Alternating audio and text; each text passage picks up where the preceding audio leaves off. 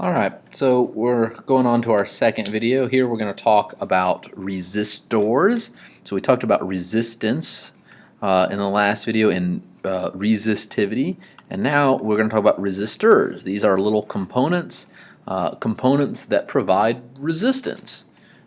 Now you might be thinking, why do we want to have resistance in our electrical circuits? And there's a few reasons why you want to do that. The first is, if you've ever noticed, electricity makes things hot. You use your phone, you use your devices, and they heat up. And so you don't want there to be no resistance, because then all the electricity will flow really fast and it can be a fire hazard. It can also help you to take certain situations, certain voltages, and split it so you get the right amounts and different amounts for whatever you're doing at that moment, and also helps you just basically help you control things and make things go the way you want.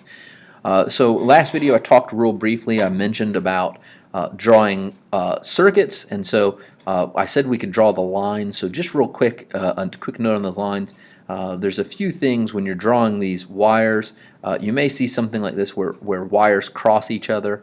It used to be that you didn't know, is this two wires going over each other? Are they actually connected together and touching there in the middle, or is one just going slightly over the other? And there used to be some ways you did that. So like you would do something like this to show that it went over, and this meant that they weren't touching, and this meant that they were. But we don't really do that anymore. Really, pretty much what is done is if they cross each other, you assume they're not touching. So this is not touching. And the touching looks like this, where you have them cross each other and you put a dot there. That would be that the two lines were actually touching in that point. Okay, so I just wanted to kind of clear that up before we get into drawing any big circuits. That's usually kind of the stumbling block that comes from them. Alright, so the first thing is these resistors. How do you draw them? And it's pretty easy. At this level, for our class, we just draw a little rectangle like that. And so this would be your resistor, and you'd label it with whatever resistance you wanted, however many ohms you wanted. Quite often you'll see something like this, like that, as a resistor. Either one of these is correct, and you should recognize both, but we're going to try and stick to this one because it's part of this curriculum. It's the way that your test is going to be and everything like that, is resistors drawn like that. Okay, so pretty much you can apply Ohm's law to one of these guys. These are designed to be ohmic. So they are ohmic, which means you can apply Ohm's law, V equals IR. So we talked before about how you have a battery. So we could look at a circuit like this. We'll draw our first real circuit. We'll have a cell, not a battery. I didn't draw a bunch of them. And then a resistor. And so you can have something like this. And what you end up having, that was a terrible little line coming off the end there, is you have your battery. This is the positive side, this is the negative side, and it provides some voltage to it. And then we have the resistor down here. And the way you need to think about this is, I think of it like riding on a roller coaster or a water ride or something like that. These batteries are the part they lift you up, and you go up to the top, and then you travel around, and then the resistors, they take you back down. Okay, and then you go around. So these take you uphill, these resistors take you downhill if you're going in this direction. Okay, of course, I guess you could write it backwards, where you went the opposite direction here, the opposite direction of the conventional current, in which case this would be uphill and this would be downhill. But going in the direction of the positive flowing charge, the conventional current, the batteries take you uphill, the resistors drop you down. And so if you have several of these, you could imagine you're going around some roller coaster, and it takes you up high, and you come around, or whatever, and then it drops you a little bit, and then it drops you a little bit, and drops you a little bit. And so each one of these drops is where a resistor is, and then of course I guess it ultimately will loop back around on itself. So you go up and down and down and down, and of course you can make it as complicated as you want. You can have other places that make you go back up. You could have multiple cells, but basically cells take you uphill, resistors take you downhill, except instead of uphill it's up in voltage and down in voltage. And so you can apply Ohm's law to this thing, and if you know the voltage being given by the battery across this, you say what's the voltage drop across it, and then you just apply Ohm's law. And I'll show you what I mean and talk more about this when we do some examples later. So what we really need to worry about with these is combining resistors. Okay, so we can apply Ohm's law to a single resistor. It's not very difficult, and again, we'll see some examples of this when we work out problems. I'll do some problems in later videos to show you how to apply all this knowledge I'm telling you and actually show you application of it. But one of the skills we have to have in order to figure out what's going on in a circuit is combining resistors. You're essentially finding what is called the equivalent resistor. So what you could have is a whole bunch of resistors all hooked together, maybe a resistor here, and then this comes over in another resistor, and then it could come down here, and there could be a resistor here, and a resistor here, and then these two could come together, and there could be a resistor here, and then it could come up, and they could hook together maybe another resistor here, and then this hooks together, and then this comes around, and maybe even this guy hooks over there or something, and then you have your cell or your battery if I draw more in there, and you've got something like this, and you want to know what in the world, how much current's going to flow through this, what's going to happen with all these bunches of resistors, and that's what we're going to work on. How do we combine these resistors, and how do we figure out what's going on there? And so the idea is, or the argument is, that any grouping of resistors you have like this, any grouping of resistors that doesn't have any other components between them, so like right here, that there is one single resistor that we could replace all of these resistors with, and it would all act exactly the same. You wouldn't be able to tell. So in other words, if there was like a box around this that you couldn't see in, so like pretend this green rectangle I drew as a box, you can't see inside there, you wouldn't be able to tell me. There's no test you could run that would tell me if it was a bunch of crazy resistors like this, or if it was just one single, what's called equivalent resistor in there, that would act exactly the same as those. And we want to be able to figure out what the equivalent resistors are. So there are two ways you can combine resistors together. The first is in a straight line. This is called in series. Series is defined where basically if any electricity goes through one of them, it must go through the others. And so they're basically in a straight line. So a resistor, a resistor, a resistor, and so on and so forth. There can be more and more and more of them, but it's R1, R2, R3, and so what happens here? Any electricity that goes through R1 has to go through R2 and has to go through R3. There's no other paths for it. Just think, along comes one little electron, it goes through R3. What can it do? Is it any way it can skip R2? If the answer is no, then R3 and R2 are in series. Okay, now it goes through R2. Is it any way it can skip R1? No, then it's in series with R1. So any electricity that goes through one must go through all of them. It's in series. And you can imagine this is just like taking, if you think of our resistivity, it's like taking a piece of resistive material here, and then its resistance is based on its length, and then just adding another piece to the end and adding another piece to the end. We're just putting them all in a straight line, and basically it just increases the length of it, and so it increases the overall resistance. And so in series resistors, the equivalent resistance is just simply adding them up. R1 plus R2 plus R3 plus whatever other ones there are, and so it's essentially the sum of all the resistors. Rn, the sum on n of R resistors is the equivalent resistor if they're in series. Okay? The only other way they can be is in what is called parallel, and that's when the line will split and there are different paths that any electricity can go through. And essentially what this means is if electricity goes through one of them, or an electron goes through one of them, then it absolutely will not go through the others. So we can call this one R1, R2, and R3. If it goes through one, it definitely does not go through the others. So if electricity comes up this way and goes through R1, it's going to go on out this way, so right in and out, comes in this way, and it'll split. Any electron that goes through R1 is just going to go on out and never go through R2. Any electron that goes through R2 just goes on out without going through R1 or R3, and same thing. So these are all in parallel. They totally don't, they don't share any current. Any current that goes through one is just totally ignores any of the other ones. And for this one, it gets a little trickier. You have to add up the reciprocals.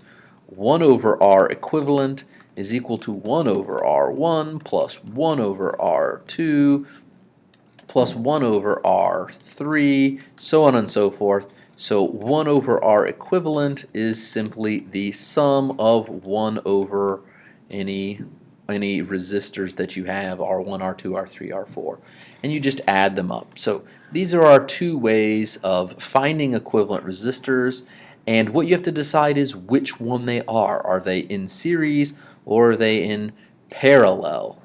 I didn't write parallel down, but parallel. So parallel or series, and then you add them. And of course, we will later come across situations where they are not in series or in parallel, and we have to do some either tricks to either get them to be in series or parallel, reduce them down to series or parallel, or we have to use a different techniques, a different means of solving the circuit entirely, something totally different than what we've got there.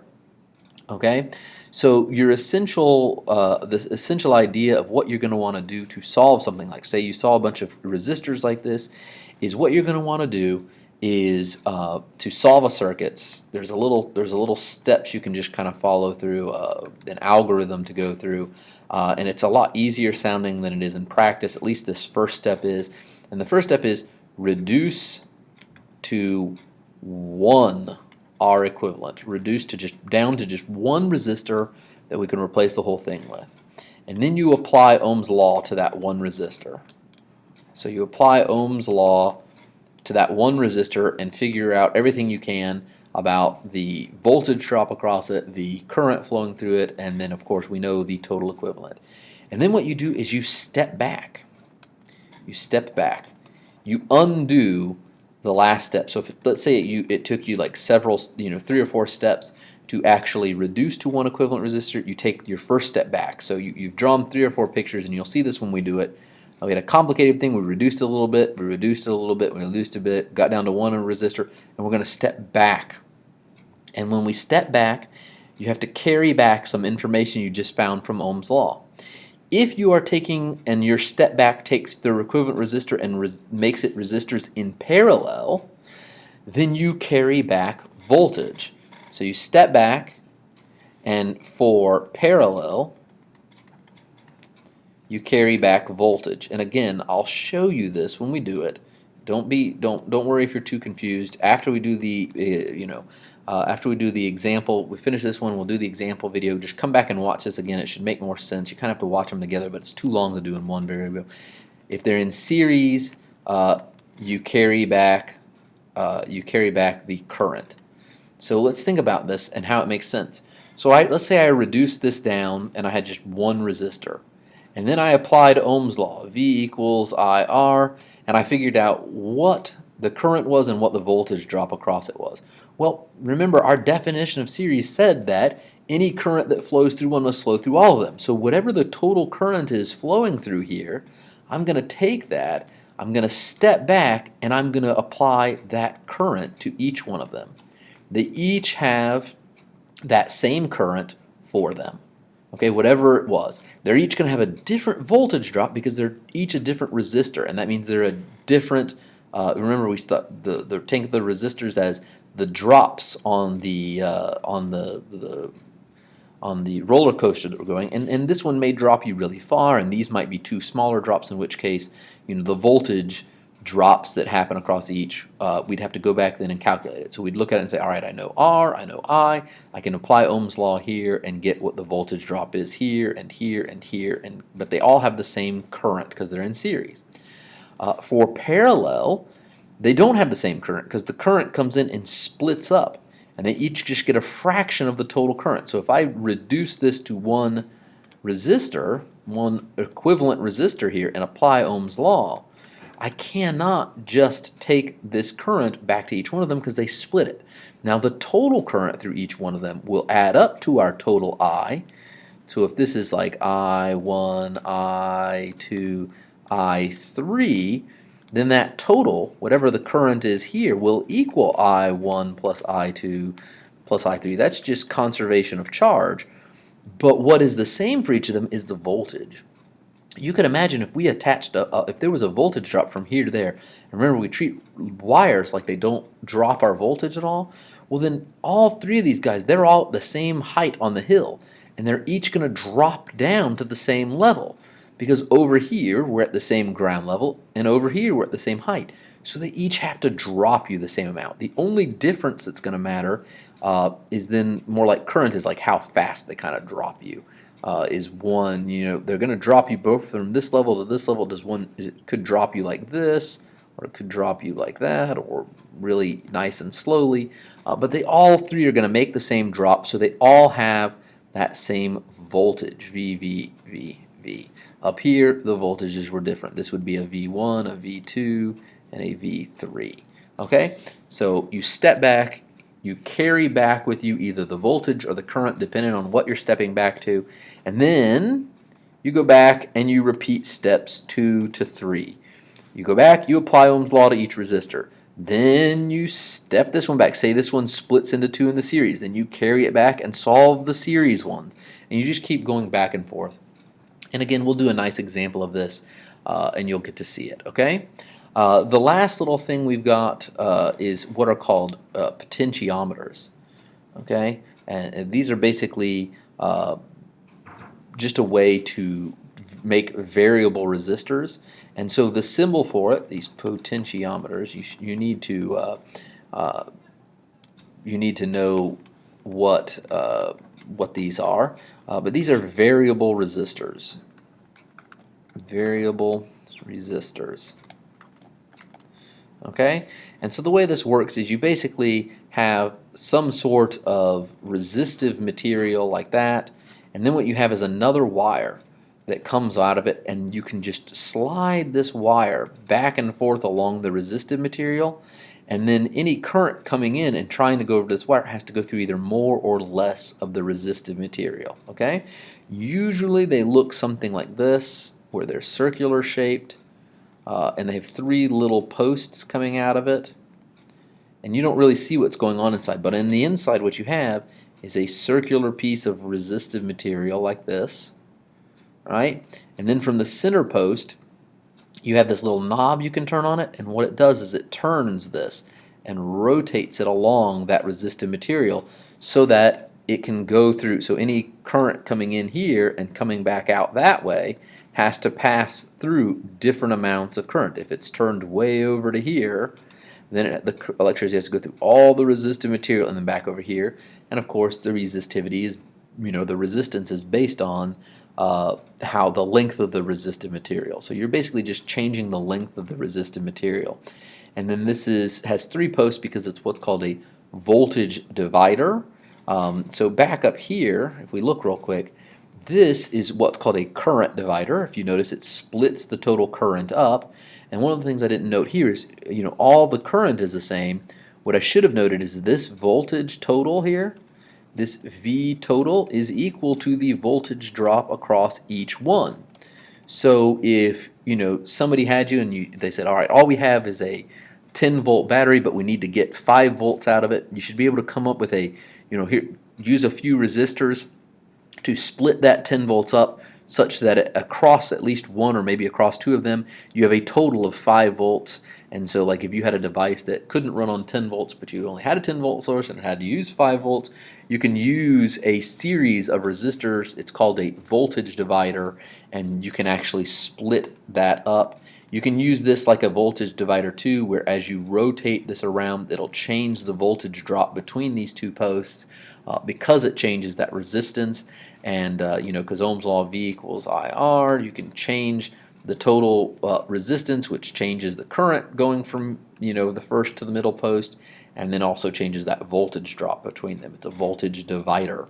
The symbol for a voltage divider looks like a regular resistor like this, but then they put this little arrow like that, so it's like it's this variable, essentially a variable resistor. It's a voltage divider. It just reduces the voltage for us. The very last thing, as the last component, is the light variable resistors, the light detecting resistors, the LDRs, they're called, or light dependent, I should say, light dependent resistors. And these things are just things that they're resistors that change their resistance based on how much light is hitting them. The more light's on them, the more electricity can flow through them. This is the kind of thing that you'd make like for a room that detects, or something that detects when the light turns on. Like I have a light on the back porch of my house that when the sun comes up, that light turns off. It has a little light dependent resistor on there that can then sense when light is on it or when it isn't by detecting when the voltage changes. And the symbol for that is this. And basically it just means that it looks like a resistor, circle around it, and then you draw a couple arrows pointed into it like the light's coming into it. And the light changes its resistance. And so you can, oh, this much light's on it and it produces this voltage. What's its resistance with that much light on it? That kind of questions, okay? So LDRs. I think that's pretty much it for this section. In the next section, we'll go over the rules for what happens when you can't actually reduce down a circuit, or maybe in the next video I'll actually show you using the reduction things, and then I'll show you an example of when it doesn't work. Then I'll give you the rules for what you can do when that doesn't work, and then show you an example of using that. So we got a couple more videos to go for this circuitry stuff, but that's pretty much it for this one.